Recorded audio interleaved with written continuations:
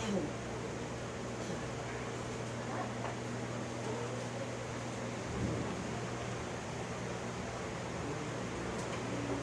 aklat po ng Gawa, Kapitulo 27, talatang 18 hanggang 22. At sapagkat lubhang nakikipaglaban kami sa bagyo, nang sumunod na araw ay nagsimula silang magtapon ng lulan sa dagat. At nang ikatlong araw ay kanilang ipinagtatapon ng kanilang sariling mga kamay ang mga kasantapan ng daong. At nang hindi sumisikat sa amin ang araw, ni ang mga bituin man ng maraming mga araw, at sumasa ibabaw namin ng isang hindi munting bagyo, ay nawala ang buong pag-asa na kami ay makaliligtas. At nang magluwat ng hindi sila nagsisikain, ay tumayo nga si Pablo sa gitna nila at sinabi, "Mga Ginoo, nangakinig sana kayo sa akin at hindi umalis sa Kreta at nailaga ng kapinsalang ito at kapahamakan. At ngayon ay pinamamalik ko sa inyo na inyong laksan ng inyong loob sapagkat walang buhay na mapapahamak sa inyo kundi ang daong lamang." Pagpapala po sumating sa muling pagkarinig ng kanyang mga banal na salita. Good morning po mga kapatid. Ang ating pong binasa ay hamo po sa aklat po ng Gawa, Kapitulo 27 hanggang talatang 18 hanggang 22.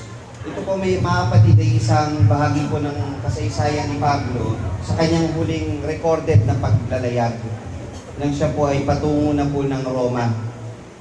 To be specific, sa Italia. Ito po yung mensahe mga kapatid na may kinalaman po sa ating pang-araw-araw na buhay na sa magitan po ng isang kasaysayan na ng isang apostol ay hanguin po natin o bigyan natin ng bigat, bigyan po natin ng sustansya mula sa banal na kasulatan, yung kasaysayan na ito, kung paano natin mai-adapt. Gayun din, karagdagang karunungan po sa atin, o kaalaman po sa Biblia, sa mga ilang talataan, na kung tayo hindi po pamilyar sa ilang parte ng kasaysayan, ay magdagdagan din po tayo sa parte na yun. Bigyan ko lang po kayo ng konting background, bago po natin ituloy po ito, mga kapatid. Ang pamagat po muna ng ating pong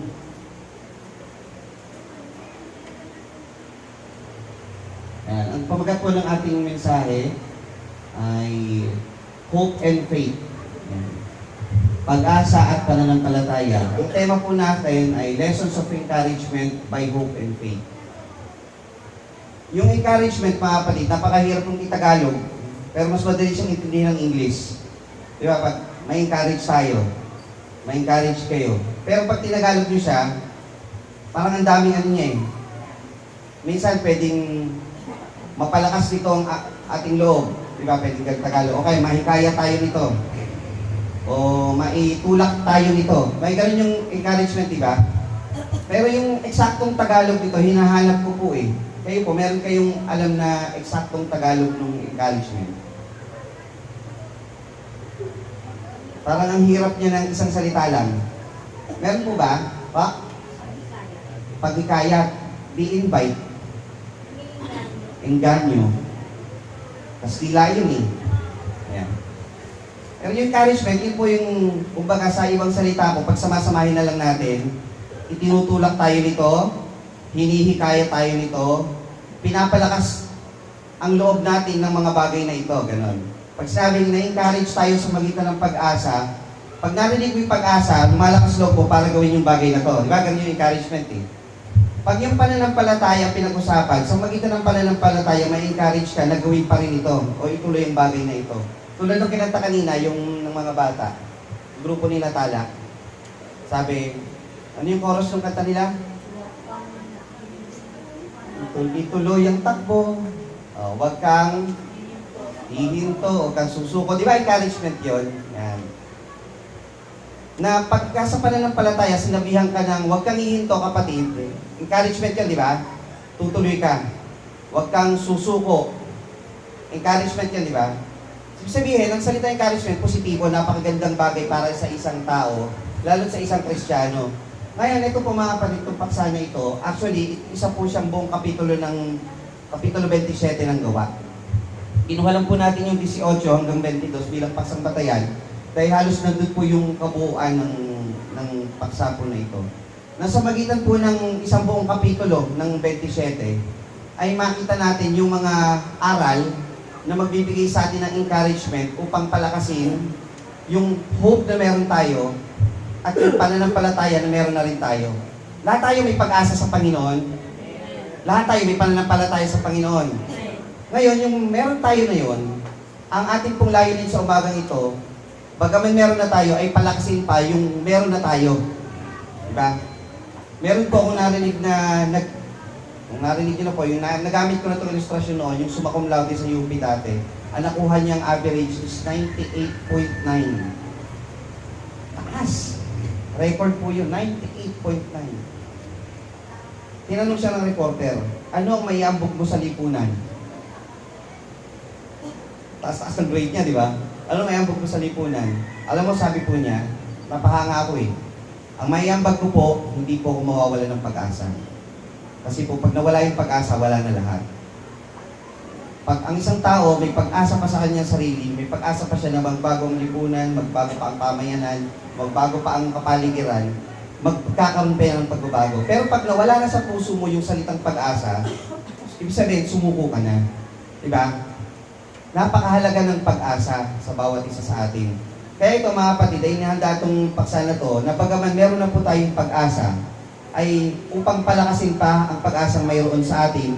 At kung meron tayong pananampalataya at alam nating mayroon tayo nito, ay patibayin palalo yung pananampalataya na mayroon na sa atin. Magbabalik-aral tayo, buksan yung inyong mga Biblia. Hindi po tayo aalis sa aklat ng Gawa. Sa Gawa 23, i-ano po natin, i-summarize po natin.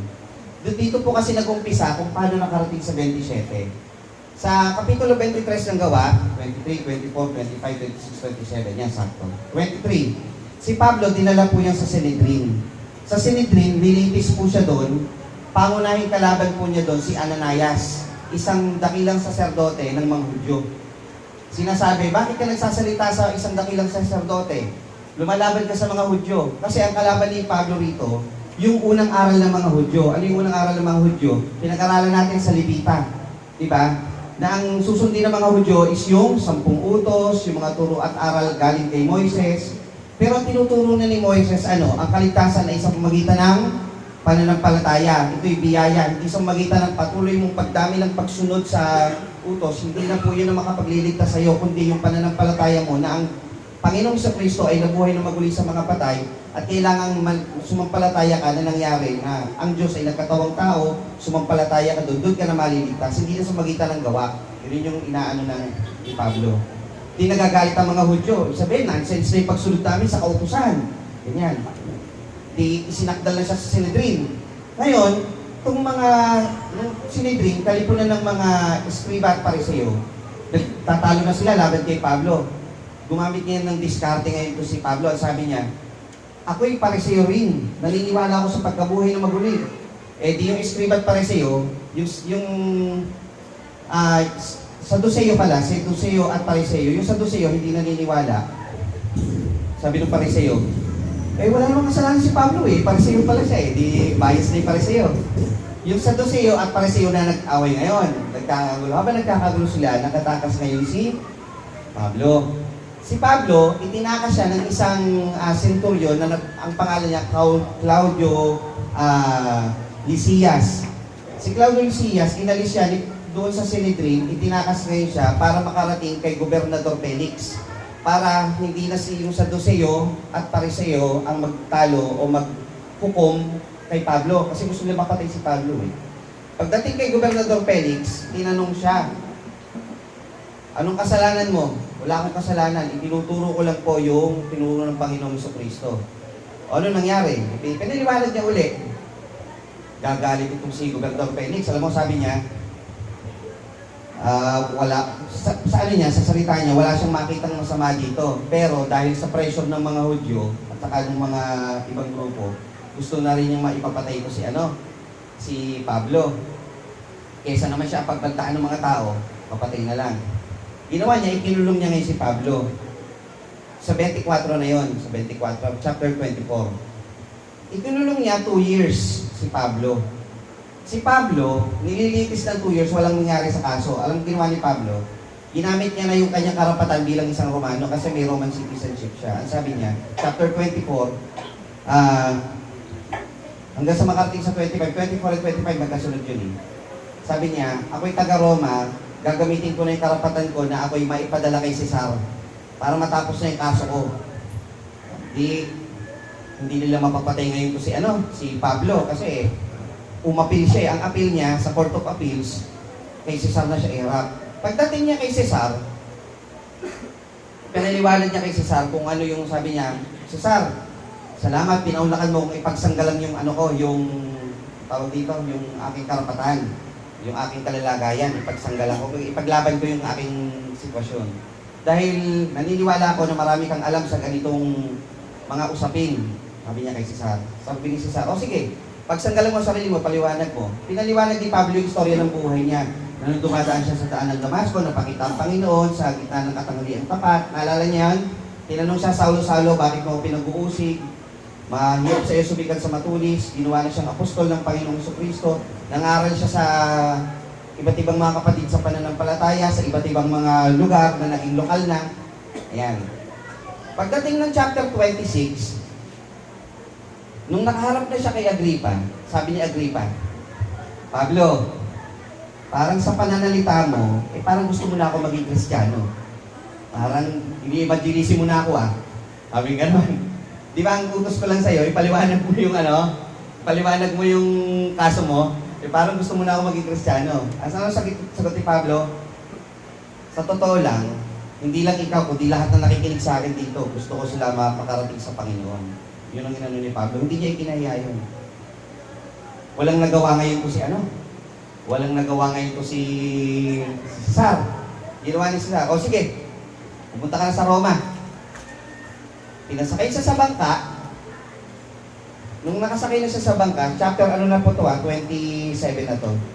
Isinakay muna siya doon sa isang bangka. Ang tawag po doon sa bangka ay Daong Adrameto.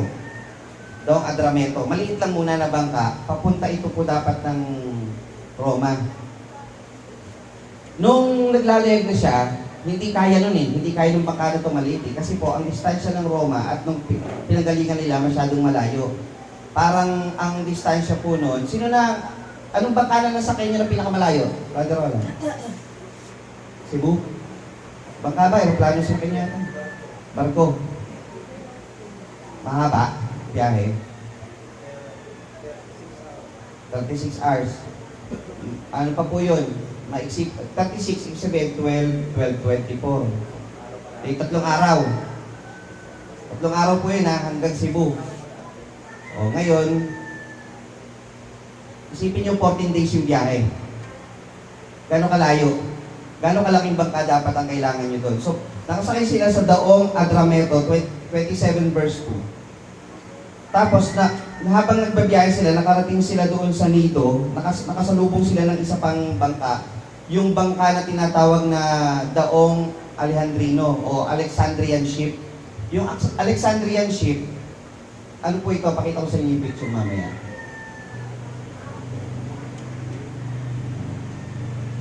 Yung Alexandrian ship, babasahin ko natin. Alexandrian ship, ano po ito? Barko na pangkalakala na ang nilalagay po dito, trigo. Nagaling po, ang Roma kasi, meron silang economic business with Egypt. Kumukuha sila ng grains, trigo dito sa Egypt, at dinadala po yung sa Roma. Pangkalakalan talaga yung barko. Ganun, malaki po yun. Hindi po yung bangka na gaya ng Roro lang. Na malaki talaga siya. Ngayon doon sila naisakay. At yung biyahe nila, ito yung buong chapter 27. Ngayon, balikan natin muna yung sa 26:7. Ang sabi dito, at ngayon nakatayo ako upang hatulan dahil sa pag-asa sa pangakong ginawa ng Diyos sa aming mga magulang. Dahil sa pangakong ito'y ang aming 12 angkan at buong pusong nagsisipaglingkod sa Diyos gabit araw na inaasahang kakamping. At tungkol sa pag-asang ito, ako'y sinasakdal ng mga Hudyo o hari. Yan yung sinabi niya kay Haring Agripa. Sabi ni Agripa, bakit ka ba nandito sa harapan ko? Nandito ako dahil sa pangako ng Panginoon sa akin at sa angkan ng Israel. At dahil doon, Naglilingkod kami, sumasamba kami sa Panginoon gabit araw. Na alam namin itong pangako na to kakamtin. Yan yung pinangahawakan ni Pablo na pangako ng Panginoon. Ito po yung Jerusalem, dito nang galing si Pablo. Nakikita niyo po yun sa dulong kaliwa, Italy. Ang Cebu, mga dito lang po yun. Mga ganyan, yan lang po yung Cebu. Sabihin, gano'ng kahaba bago ka makarating doon? 14 days ang biyahe ko na nakabarko. Napakahirap. Nasubukan ko pong magbangka o barko namin, kasawa, mula Palawan, 14 hours. Nakakangawit. Pagbaba po namin, 14 hours. Palawan to Manila Port. Nakakangawit. Yung pang 14 days. Hindi ko malilimutan po, hindi kami makatulog nun eh. Katabi pa namin mga tuyo. Yung mga yung isda. Hindi kayo makahinga ng maayos dahil katabi nyo daing, tuyo, mga walang fresh air. Tinatuloy ng bangka, walang fresh air. Pakahirap. Yung 14 days pa, yan yung biniyahe po nila. Discuss lang natin konti bago po natin tuloy. Pumunta na sa Sidon, Diretso Mira, sa Nidus, sa Salmon, Fair Heavens. Ang Fair Heavens, ano po ito? Ang sulat po dito, mainam na lupa, Fair Heavens. Tapos yun yung storm, doon inabot siya ng bagyo hanggang nakarating sila doon sa isla ng Malta. Yun po yung maliit na isla na yun kung nakikita nyo. Yung isla ng Malta, parang Boracay na ngayon yun. Pero hindi kagaya ng Boracay na puro party. Ito, ginawang sagrado para siyang yung mga gustong muni-muni, gustong malapit daw sa Diyos, nag-retreat doon sa isla ng Malta nagpupunta. Yan. Parang Boracay siya na tourist spot para sa mga religious persons. Doon nagpupunta sa isla ng Malta na yun. Laki lang siya ng Boracay. Tapos, Italy. Ayan, patungo na siya doon. Ngayon,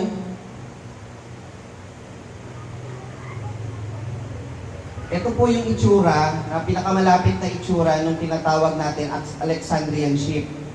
Malaki talaga po siya. Ang lulan po nito, nung sumakay si Pablo at si Lucas, sabi kasi ni Lucas, kami, ibig sabihin, kasama siya ni Pablo. Siya sumulat ng gawa, di ba, si Lucas? Ang lulan po niyan is 276 na katao. Kasama po dun ay yung centurion, yung leader po ng mga sundalo, mga kawal, mga alipin, grains, pasahero, mga prisoner, si Pablo at si Luke. Ngayon, bumagyo po doon. Mainam pa nga itong picture na ginamit ko eh. Yung bagyo doon, tinatawag na, kalimutan ko yung tawag po doon eh. Ang tawag po doon ay, mamaya makikita ko po yung, yun, Euroclydon. Ang tawag doon sa, parang bagyo na yun. O, sa atin kasi ang matinding ano sa atin, di ba, yung tsunami. Kasi tsunami is Japanese.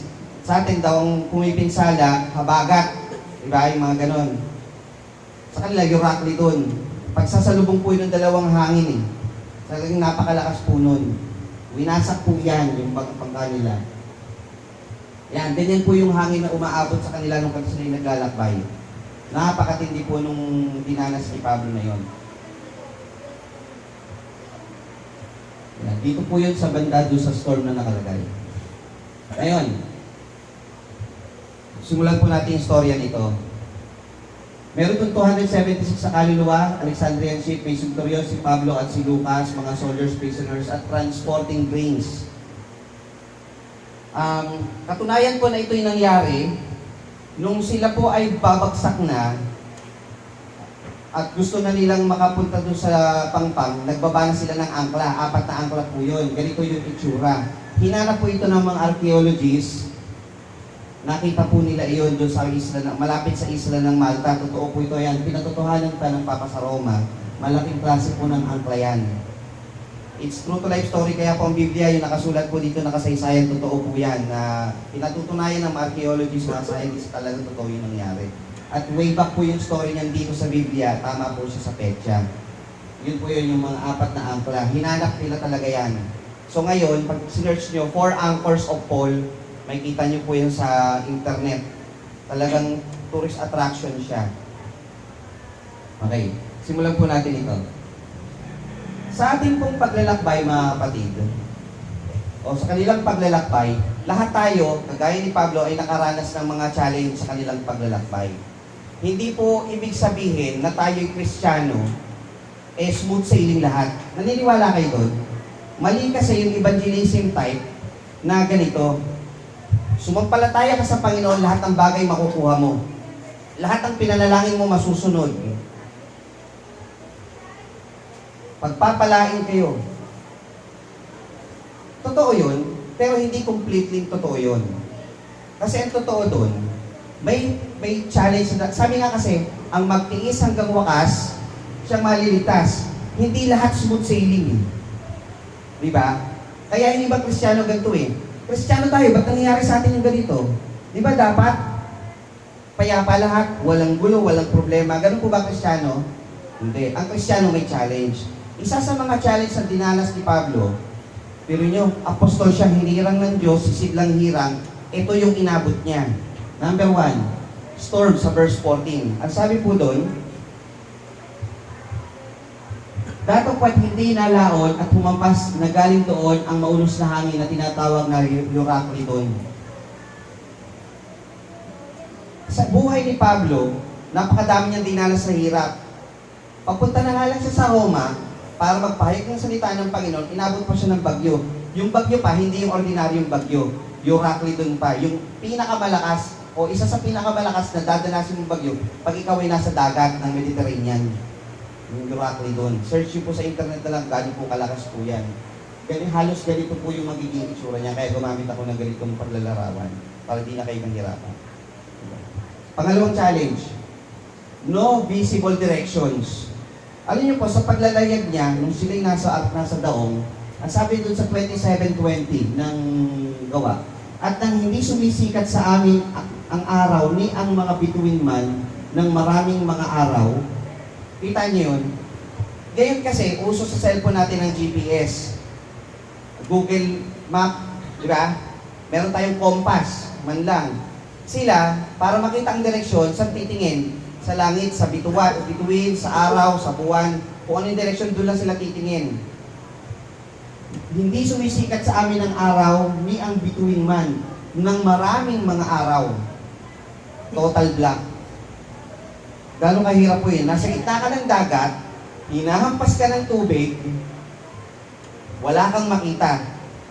Ang bigat ng maraming araw. Another challenge. Hardships, verse 4, 7, and 18. Lahat po ito, chapter 27. At nang kami magsitulak buwag doon, ay nagsiliyag kami na nagsisipangan doon sa Chipre, sapagkat pasalunga ang hangin. Pasalungat yung hangin. The wind is against us. Kasi pag maglalayag ka, kung papunta ka doon, dapat ang hangin mula rito pa ganyan, di ba? Kung pasalungat ang hangin, makakadiretso ka, ang hangin, pasalubong, mahirap yun. Iba yung pakiramdam nun kung nakapagbarko na kayo, nakapagbangka na kayo. Napakahirap po ng pakiramdam yan. Wala ka nang makita sa loob ng maraming araw, pasalungat pa yung hangin, binabagyo ka pa. At nang makapaglayag na kami at ng marahan ng maraming mga araw at may kahirapan kaming makarating sa tapat ng nido na hindi kami tinulutan ng hangin makasulong pa. So hindi sila makaandar ng maigi. Ay nagsiliyag kami, nagsisipangan ng sakreta sa tapat ng Salmon. Nakita niyo yung picture kanina. May kahirapan kaming nakarating sa tapat ng nido. Verse 18, sapagkat lubhang nakikipaglaban kami sa bagyo, nang sumunod na araw ay nagsimula silang magtapon ng lulan sa dagat. Tama po ba yun, Brother Roland? Magtapon ng mga pabigat, para hindi kayo lumubog. Kung meron kayong gamit, payag kayo itapon, mga kapatid, yun yung dadalhin nyo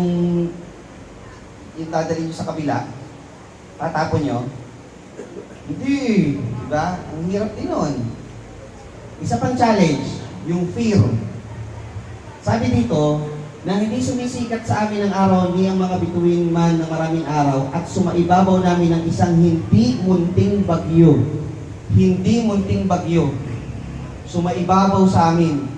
Alam niyo yung nakikita niyo sa ere, di ba? Yung pag-ulap buo, sabihin nasa ibabaw niyo yun.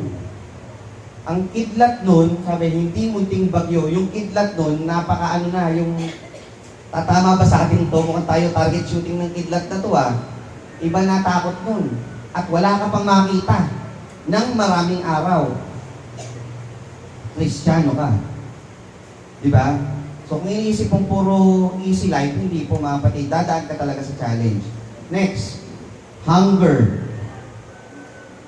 Datapwat nang dumating ang ika-14 na gabi, mga kapatid, wala kang makita, walang direksyon, binabagyo, ang bagyo nasa ibabaw mo, in 14 days, makakakain ka ba nun? Makakain kayo nun? Baka sabihin kayo kasama nyo, binabagyan tayo, kumakain ka dyan. Baka nga wala rin makapagsalita nun Diba? Iba yung gutom. Diba? 14 days. Samantalang kami na ipapadpad ng hangin sa magkabi-kabila ng dagat ng Adriatico, nang maghahating gabi na ay sinasampantahan ng mangdaragat at sila'y nangalalapit sa isang lupain. Next. Losing all of hopes. Ayan. Ito mga kapatid yung pinakahuling challenge. Sa verse 20, nang hindi sumisikat sa amin ang mga araw, niyang bituin man sa maraming araw, at sumasa ibabaw namin ng isang hindi munting bagyo, ay nawala ang buong pag-asa na kami ay makaliligtas. Ito ang pinakamabigat na challenge. Mga kapatid, pag ito ang dumating sa buhay nyo, ito na ang pinakamatinding paghamon sa inyong pananampalataya. Tama po ba? Pagka nawala na kayo ng pag-asa. Sabi kasi ay nawala ang buong pag-asa na kami makaliligtas. Ano pa ang pag-asa mo doon? Wala kang makita, ilang araw na, binabagyo. Parang ang nasa isip mo na siguro noon, oras na yon. Sa ordinaryong tao po finish na to. Lord, kayo na po bahala sa buhay ko. Palagay niyo mga kapatid. Ganun na, no? Yun na ang yan. Patapusan na to. Sana yung pamilya ko doon sa kabilang ibayo, okay pa. Kung hanggang dito na lang talaga buhay. Kasi yun ang nawala na sila ng pag-asa para mas madaman nyo, ginawa ko pang black. Ay nawala ang buong pag-asa na kami makaliligtas. Siguro ganito na nakikita nila nun Madilim na Inuna lang natin yung mga challenge. Ngayon, ito yung mga challenge na dumating sa kanila. Ang buhay ng Kristiyano, mga kapatid, gaya ng pinag-aralan natin, lessons on how to survive on a storm. Naalala nyo? Yung kay Jesus nung lumakad sa ibabaw ng tubig. Naalala nyo, mga kapatid, na sabi niya, hindi niya alisin yung bagyo, kundi tuturuan kitang lumakad sa gitna ng bagyo patungo sa akin. Yun yung tinuturo ng Panginoon. Gaya nung kay Moises, hindi niya inilipat si Moises papunta sa kabila, kundi yung dagat na hinawi niya para makadaan sila doon. Di ba? Gagawa ang Panginoon ng paraan kung paano. Kaya naman, ano ang matututunan natin sa mga challenge na yon na dinaanan ni na Pablo? Number 1, ano ang encouragement ng Panginoon? Be encouraged sa authorities used by God sa verse 9. Tingnan niyo yung sinabi ni Pablo sa 27:9 ng Gawa.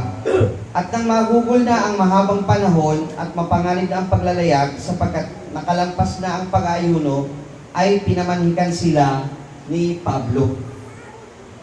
Si Pablo, nung ganitong pangyayari na sa buhay ng mga tao na nasa loob ng daong, namanhik si Pablo sa kanila. May nag-step up sa kanila. Mga kapatid, ang sabi, ma-encourage daw tayo sa mga authorities na inilalagay ng Panginoon. Si Pablo ba, otoridad na inilagay ng Panginoon? Mga kapatid, siya ay sisiglang hirang, hindi lang siya ng Panginoon Noong una kasi niya, ng paglalayag, sabi ni Pablo, huwag tayo umalis. Mapapahamak tayo dyan. Ang ginawa nitong kapitan ng mga tao, tsaka nung nandito sa barko, mas nakinig sila doon sa kapitan ng barko kaysa kay Pablo. Ano nasa isip ng mga tao? Sino ba to? Ito, kapitan ng barko. Kanino ako makikinig? Sa kapitan, yun yung nila. Di, alis sila. O ngayon nagkakagulo na. Si Pablo, raise up to the occasion. Umano siya, tumayo siya, nanindigan siya, namanhik siya sa mga tao. Ngayon yung pamamanhik niya na ito ay napakagandang timing. Mga kapatid, napakagandang timing yan. Sabi doon sa isang aklat sa Biblia sa Korinto o sa sulat ni Pablo, ang mga tao ay nandun sa pagdurusa sa kasalanan. Ang mga tao nangangailangan ng kaligtasan. Merong mga ginagamit ang Panginoon na nag-i-stand up para sa kanila. Anong ginagawa? Inaaralan sila. Ang mga tao nakikinig sa kanyang sariling kaunawaan. Nakikinig sa payo ng karamihan. Pero ang Panginoon gumagamit ng mga tao para mag-ebanghelyo sa kanila at magsalita para sa kanila. Nanawa ito'y pakinggan ng tao. Yun ang ginawa ni Pablo. Kagaya natin, nangangaral tayo sa makasalanan, siya nangaral dito o nagsalita para sa kanila. Ma-encourage kayo sa ganun, mga kapatid. Na meron tayong otoridad, meron tayong pamunuan, meron tayong mga namumuno. Ma-encourage tayo doon na sumunod tayo, mga kapatid. Sabi ng Panginoon, magsisi kayo at magpabautismo. Makinig tayo doon. Yun ang otoridad na sinasabi ng Panginoon. Umuri tayo sa Panginoon. Huwag tayong makinig sa sarili nating kaunawaan. Be encouraged to the persons used by God. Pangalawa, be an encouragement to others. Kagaya ni Pablo, sabi niya rito, at ngayon ay pinamamali ko sa inyo na inyong laksan ang inyong loob sapagkat walang buhay na mapapahamak sa inyo kundi ang daong lamang. Hindi lang yung authority. Sa ganitong sitwasyon ng buhay, nagkakagulo, anong sasabihin mo? Pagka nagkakagulo, nasa barko ka, sumigaw ka kaya ng, mamamatay na tayo. Palagay nyo, yung mga kasama nyo, may encourage. Wala nang bukas. Hindi na tayo aabutin ng umaga. Palagay nyo, Sister Trudis, lalakas loob nyo. Pero si Pablo, anong ginawa niya? Naging encouragement siya sa lahat. Anong sinabi niya? Laksan nyo ang inyong loob. Kayo mga kapatid, may mga tao tayo sa kapaligiran. Ang mamutawi sa ating bibig para magbigay ng pag-asa sa lahat ng tao, kapatid man sa pananampalataya o hindi man kapatid sa pananampalataya, anong babanggitin natin? Mga bagay na makapag-i-encourage sa kanila upang ituloy ang kanilang paglilingkod, ituloy ang kanilang pananampalataya. Pag nagbitiw ka ng salita, isipin mo, ito ba'y makabubuti sa aking kapatid? Ito ba'y makapagpapalakas ng pananampalataya ng iba? O ito'y makapagpapahina? Be an encouragement to others. Paano yun? Sabi, punuin mo ang puso mo ng salita ng Panginoon sapagkat sa kasaganaan ng puso, magsasalita ang bibig. Kaya kung sumasagana ang puso mo sa salita ng Panginoon, ano ang babanggitin ng puso mo o ng bibig mo? Salita ng Panginoon. Laksan nyo ang inyong loob, walang mapapahamak sa inyo. Mga kapatid, kung kayo dumadanas ng problema sa buhay na ito, laksan nyo ang loob, ililigtas tayo ng Panginoon. Magtiis kayo ng mabuti, laksan nyo ang inyong loob. Diba? Yan po mga kapatid, be an encouragement to others. Kung meron tayong mga bagay na binubuo, tayo yung magbiging encouragement. Diba? May tumalakay noon eh. Naalala nyo yung tinatawag na bayanihan sa pagbubuhat ng bahay? Anong gagawin mo? Bumuhat o lumambitin? Buhat, mga kapatid. At habang nagbubuhat kayo nahihirapan, anong isisigaw nyo? Buhat, lakasan nyo loob nyo, kaya natin to. Yan. Be an encouragement to others. Be encouraged to pray for a new day. Ito ang tinuturo po sa 27. Habang sila'y naglalayag, habang sila'y binabagyo, anong binanggit nila sa verse 29? Sabi po doon, at sa takot naming napapadpad sa batuhan, ay nangahulog sila sa nangahulog sila ng 4 na sinipete sa huluhan.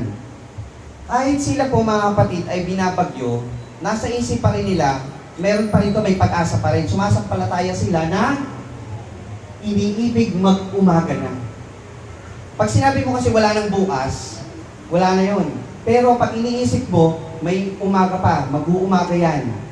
There will be a new day para sa atin, mga kapatid. Kung nakakaranas tayo ng hardship ngayon, nakakaranas tayo ng pagsubok ngayon, hindi everyday ay puro hirap. there will be a new day, mga kapatid. A new strength para sa bawat isa sa atin. At iniibig mag-umaga na. Saan manggagaling yan? Sa pananampalataya mo kasi sa Panginoon eh. Nahawa ka ng Diyos, may umaga para sa atin. Di ba? Be encouraged by your relationship with God. Verse 23. Ito napakaganda nito mga kapatid. Nung bumabagyo na, nung namanhik na si Pablo sa mga sakay ng daong, ang sabi niya, sapagkat ang gabing ito ay tumayo sa tabi ko ang anghel ng Diyos na may-ari sa akin. Ang ganda pa yun, no? Ang Diyos na may-ari sa akin. At siya ko namang pinaglilingkuran. Bakit malakas ang loob ni Pablo? Kasi meron siyang personal relationship with God. Kung kayo mga kapatid, tinatanggap niyo ba anak kayo ng Diyos? Ibig sabihin, siya ang inyong ama. Meron ka dapat strong bond sa iyong tatay, sa iyong ama. Para malakas ang loob mo sabihin na hindi tayo mapapahamak. Tatay ko nandito eh. Andyan yung ama ko.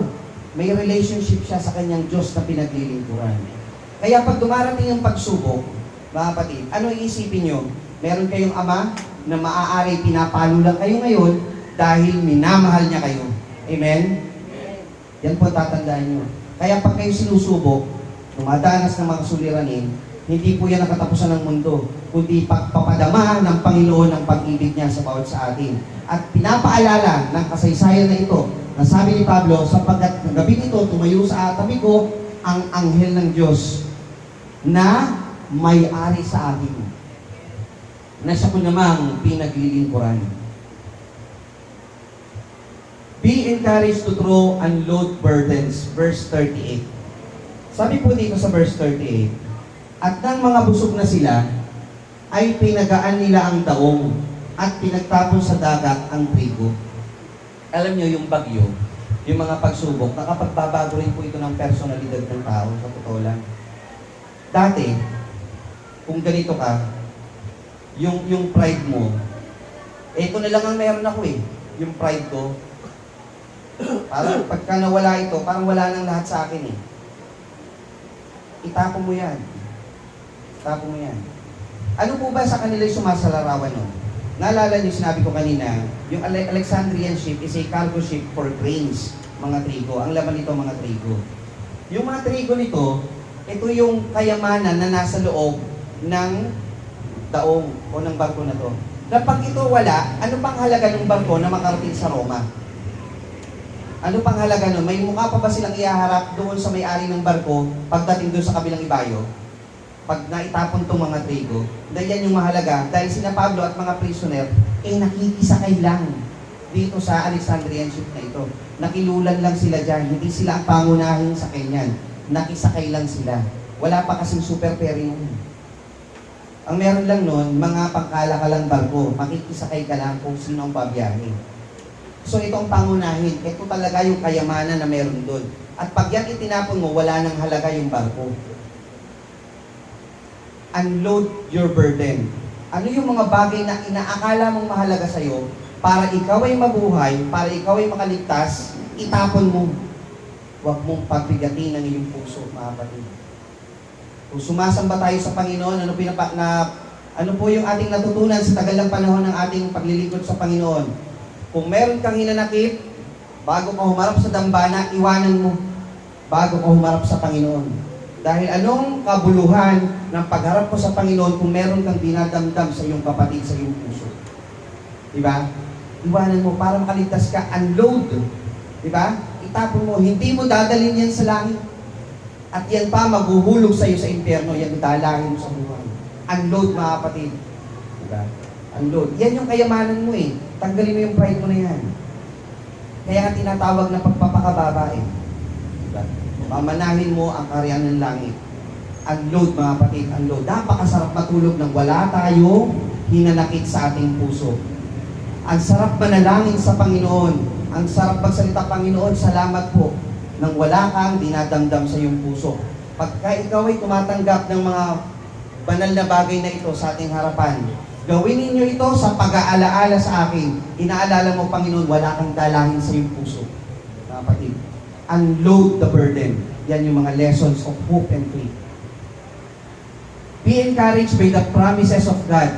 verse 24 and 25. Ang sabi po dito, na nagsabi, huwag kang matakot, Pablo, kailangan ikaw ay humarap kay Cesar at narito, pinagkalob sa iyo ng Diyos at ang lahat ng kasama mo sa paglalayag. Kaya mga Ginoo, laksan ninyo ang inyong loob sapagkat ako'y sumasampalataya sa Diyos na mangyayari ayon sa sinilata sa akin. Napakita kasi ang anghel ng Panginoon kay Pablo. Sinabi sa kanya, makakarating ka sa Roma. Bumabagyo. Sinabi, makakarating ka sa Roma. Ano ibig sabihin nun? Matatapos ba buhay niya doon sa bagyo? Hindi. Ano ang pangako? Makakarating ka. Ano ibig sabihin nun? Maliligtas ka, makakaligtas ka sa unos na dinadanas mo. Tayo mga kapatid, wala naman tayo sa bangka. Pero meron tayong unos na pinagdadaanan. Ano ang makapagbibigay sa atin ng kalakasan ng loob sa pag dumadanas tayo, mga kapatid? Sabi, mag-aliwan kayo ng mga salitang ito. Yung promises of God. Ano pangako ng Panginoon? Ang magtiis hanggang wakas, maliligtas. Ito ang pangakong ipinangako sa atin, ang buhay na walang hanggan. Pag nasa puso at isip mo yun, Panginoon, bibigyan mo ako ng buhay na walang hanggan. Panginoon, pinangako mo, maliligtas ako kung ako'y magtitiis. Titiisin ko tong hirap na to. Kasi ang dulo nito, ang finish line nito, yung pangako mo na matutupad. Kasi tapat ang Panginoon sa kanyang pangako. Kaya panghawakan natin yun. Yan po mga kapatid, lessons of hope. Umasa ka sa Panginoon, natuto pa rin niya kanyang pangako sapagkat tapat ang nangako. Ayon po sa aklat ng Hebrew. Be encouraged by the providence of God sa verse 43 and 44. Sabi po dito, datapwat ang senturyon sa pagkaibig na iligtas si Pablo ay pinigil sila ng kanilang tabak. Ganito nangyari po kasi.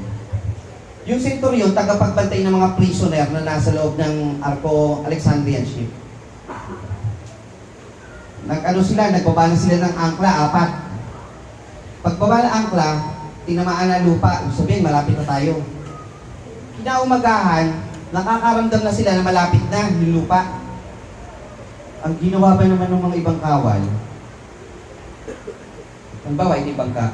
Alam niyo yung mga bangka, di ba may mga maliliit na bangka yan sa gilid-gilid? Pang emergency, na pagka malapit ng lumubog, sakay ka dyan, putulin, makakaligtas kayo. Ginawa ng mga ibang kawal, pinutol at pinaanod yung mga bangkang maliliit. Sa isip nung binabasa ko to, salbahe, ubad. Yun ang makapagliligtas sa kanila eh. Ganun. Ang nangyari pa, hinampas pa sila ng alon. Na shipwreck na, wasak na yung Alexandrian ship. Tumama na sa bato-bato. Ayan, lupa na, di ba? Bato-bato. Hindi po yung tabing dagat, ha? Batuhan po yung bato-bato. Nung tumama na, ang sabi ni Pablo, yung iba, yung mga marunong lumangoy na, tumalon, lumangoy na kayo. Yung iba, kumuha ng kung anong kahoy na lumulutang, sakyan nyo para makarating sa pangpang. Sabi ng ibang kawal, yung mga prisoner, makakatakas. Pagpapatayin na lang natin sila kaysa kasi kung ikaw ay kawal at meron mga prisoner na nakatakas, kanino sisiya sa atin yung mga nakatakas na yon? Sa'yo, di ba? Pagpapatayin na lang yun. Eh yung centurion, sabi, datapat ang centurion sa pagkaibig na iligtas si Pablo, gusto niya iligtas si Pablo, pinigil sila sa kanilang balak. Pinigilan yung mga kawal na patayin ng mga prisoner. At ipinag-utos na ang mga makalangoy ay magsitalon at mga unang magsidating sa lupa. Providence of God yan. Yan po'y tinatawag na dakilang guidance ng Panginoon. Kung ang Panginoon hindi hini po ang puso ng centurion, patay si Pablo at saka lahat ng mga prisoner doon. Naniniwala kayo mga kapatid, yung little things na ginagawa ng Panginoon na pang araw-araw, nakala nyo normal lang, guidance ng Panginoon yun sa atin. Diba? Minsan pinuspon yung lakad mo, yung pala, may pala ang Panginoon para sa'yo dahil kaya napuspon yung ganito. Hindi ka nakarating, yung pala, may nangyari doon. May pinalampas kang isang bagay, yung pala, mayroon palang mas magandang balak sa'yo ang Panginoon. Nangyari itong bagay na to kasi providence ng Panginoon. Diba? Yung pala makapagbibigay sa iyo ng karagdagang pananampalataya mula sa Panginoon. Maniwala kayo mga kapatid, sa everyday na ginagawa, ito ay ayon po sa kalooban ng Panginoon. Ayon po sa kamay ng Diyos yan. Kaya ito, pinigilan na sa balak na mapatay si na Pablo dahil sa providence ng Panginoon yan. Ma-encourage tayo ron na nasa kamay tayo ng Panginoon. At sa mga naiwan, ang iba'y sa mga kahoy, ang iba naman sa mga bagay na galing sa daong. At ganito ang nangyari, ng lahat ng nakatakas na ligtas hanggang sa lupa. Nagkatotoo po ba yung sinabi ni Pablo na kinausap ng Panginoon na walang mawawala sa kanila, walang mamamatay? Lahat daw sila nakaligtas sa lupa. Ngayon, tignan po natin ito. Be encouraged sa authorities na ginagamit ng Panginoon. Kung hindi man sa authorities, ikaw mismo ay maging encouragement sa lahat. Be encouraged to pray for a new day. Ma-encourage ka sa magitan ng iyong relationship sa ating Panginoon. Ma-encourage ka na palakasin ang pag-asa mo at pananampalataya sa Panginoon sa magitan ng pagtapon ng mga bagay na hindi makapagbibigay kabanalan sa iyo. Yung burden mo, itapon mo yun. Be encouraged by the promises of God. Diba? Magkaroon ka ng lalong pag-asa sa harap ng Panginoon sa magitan ng patuloy mong pananampalataya, sa magitan ng kanyang salita at sa kanyang pangako. Panghuli, be encouraged by the providence of God. Na kahit itong bagyo ay kasama sa nilalayo ng Panginoon upang turuan ka ng isang aral. Ano po yung isang aral? Na matatag kang huwag makilos, na umaasa at sumasampalataya sa Panginoon. Mga kapatid, sa istorya po na ito, na ating nakita, basahin niyo po sa inyong tahanan, pinatutunayan ito na ang mga tao, kung wala sa Panginoon, walang pag-asa, walang pananampalataya. Parang ang salita ay kung ano na lang ang dumating. Pero kung ikaw ay nasa Panginoon, may Diyos kang kinikilala, iba ang pananaw mo sa buhay. Hindi yung challenge yung nakikita mo. Ano ang nakikita mo? Yung encouragement ng Panginoon. Di ba, inuna natin yung mga challenge? Kung ang isang tao doon nakatutok sa challenge, maiba tayo mga kapatid. Nakatutok tayo sa lessons na itinuturo sa atin ng Panginoon na tayo'y ma-encourage sa magitan ng pag-asa at patuloy na pananampalataya natin sa harap ng mahal na Panginoon. Basahin natin muli yung ating paksang batayan. Ang sabi po dito, at sapagkat lubhang nakikipaglaban kami sa bagyo, nang sumusunod na araw ay nagsimula silang magtapon ng lulan sa dagat. At nang ikatlong araw ay kanilang pinagtatapon ng kanilang sariling kamay ang mga kasangkapan ng daong. At nang hindi sumisikat sa amin ang araw niyang mga bituin nang maraming mga araw ay sumaibabaw namin ng isang hindi munting bagyo, ay nawala ang buong pag-asa na kami makaliligtas. At nang maluwat ng hindi sila nagsisikain, ay tumayo nga si Pablo sa gitna nila at sinabi, mga Ginoo, mga sana kayo sa akin na hindi umalis sa Kreta at nailagan ng kapansanan ito at kapahamakan. At ngayon ay pinamamali ko sa inyo na laksan ang inyong loob sapagkat walang buhay na mapapahamak sa inyo kundi ang daong lamang. Mga kapatid, laksan nyo ang inyong loob. Gugunawin po ang mundong ito. Pero tayo makaliligtas sapagkat tayo'y hawak ng mahal na Panginoon. Amen? Lakasan nyo ang loob nyo mga kapatid. Kailangan sagot nyo, Amen? Amen. Lakasan nyo ang inyong loob. Sapagkat po ang sabi, umasa tayo at sumampalataya sa ating mahal na Panginoong Hesus. Pagpapala po sumatin sa muling pagkarinig ng kanyang mga balang salita, tayo po sama-samang tumindig at umawit ng napinalangin.